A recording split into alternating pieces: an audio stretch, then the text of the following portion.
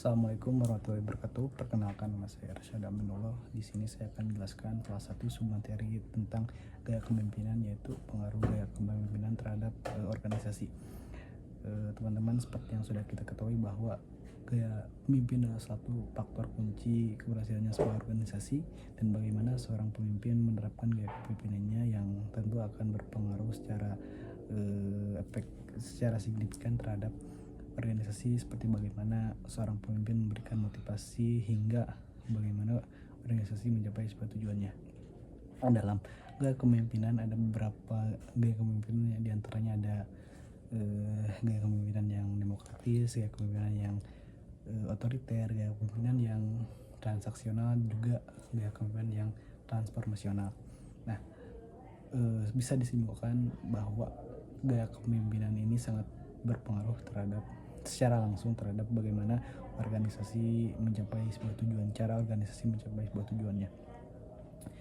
Ada beberapa poin yang akan saya jelaskan tentang pengaruh gaya kepemimpinan ini. Yang pertama ada mengarahkan dan juga memotivasi karyawan.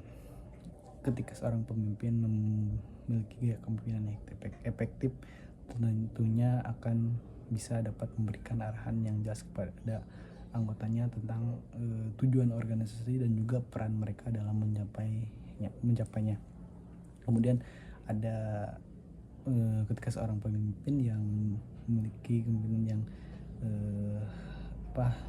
dapat memotivasi karyawannya, cenderung bisa mendorong anggotanya untuk lebih bekerja dengan dedikasi dan juga semangat. Kemudian yang kedua,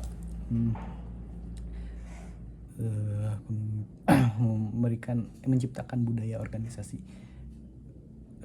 Ketika seorang pemimpin yang memiliki gaya kepemimpinan yang demokratis, tentunya ketika sebuah organisasi akan memutuskan suatu hal, anggotanya dilibatkan, mereka akan cenderung membuka ruang untuk diskusi kepada karyawannya, sehingga karyawan memiliki hak untuk bicara dan juga hak untuk memutuskan suatu hal melalui diskusi. Beda lagi dengan kepemimpinan yang otoriter, yang dimana gaya kepemimpinan ini menciptakan budaya yang cenderung hierarkis dan juga formal, sehingga ketika ada sebuah keputusan itu diambil oleh pimpinan saja. Kemudian meningkatkan kinerja karyawan. Di sini meningkatkan kinerja karyawan adalah ketika pemimpin misal memberikan reward atau pujian terhadap anggotanya, tentunya itu akan meningkatkan kinerja karyawan, karena secara emosional kebutuhan terpenuhi dan itu akan meningkatkan kinerja karyawan. Yang keempat ada menyelesaikan konflik atau permasalahan.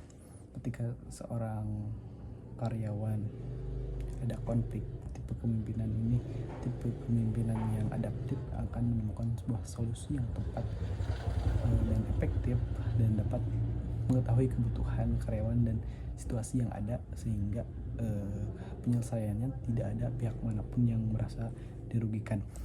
Sebenarnya ada banyak sekali